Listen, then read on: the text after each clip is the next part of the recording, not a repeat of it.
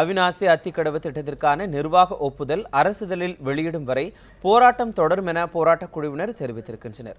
அத்திக்கடவு திட்டத்தை நிறைவேற்றுவதற்கான ஆரம்பகட்ட பணிகள் தொடங்கப்படும் என தமிழக இடைக்கால பட்ஜெட்டில் அறிவிக்கப்பட்டிருப்பது தொடர்பாக போராட்டக் குழுவினருடன் நமது செய்தியாளர் தமிழரசி கருத்து கேட்டபோது அவர்கள் இவ்வாறு தெரிவித்துள்ளனர்.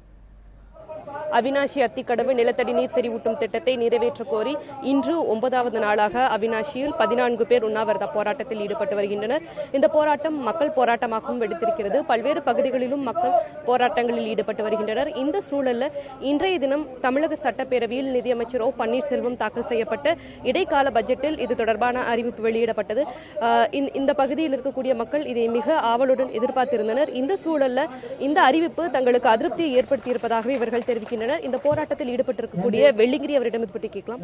வணக்கம். அதாவது மத்திய அரசுக்கு திருத்திய கருத்து அனுப்பப்படும் சொல்லியிருக்காங்க. அந்த சூழல்ல இதை நீங்க எப்படி பாக்குறீங்க? இன்னும் இந்த நிதிநிலை குறித்தான முழுமையான அறிக்கை எங்களுக்கு கிடைக்கப்படவில்லை. தொலைக்காட்சியிலே பார்த்ததிலே இதற்கு மத்திய அரசுக்கு திருத்திய கருவூர் அனுப்பப்படும் என்று சொல்லியிருக்கிறார்கள். அது எங்களுக்கு என்னவென்று விளங்கவில்லை. அத்தோடு சேர்த்து ஆரம்பகட்ட பணிகள் தொடங்கப்படும் என்று அறிவித்திருக்கிறார்கள். ஆரம்பகட்ட பணி எப்படி தொடங்கப்படும், திருத்திய கருத்தூர் ஏன் இப்பொழுதுதான் அனுப்பப்படுகிறது என்பதற்குரிய விளக்கங்கள் எங்களுக்கு கிடைக்கப்படவில்லை. நாங்கள் இந்த போராட்டத்தின் தொடக்கத்திலிருந்து இதுவரை வேண்டுவதெல்லாம் எங்களுக்கு அரசினுடைய நிர்வாக ஒப்புதல், இந்த திட்டத்திற்கான நிர்வாக ஒப்புதலும் அதை அரசிதழிலே வெளியிட வேண்டும் என்பதும் தான். அதற்கு குறைந்தபட்ச நிதியாவது ஒதுக்க வேண்டும் என்பதுதான் எங்களுடைய வேண்டுகோளாக இருக்கிறது.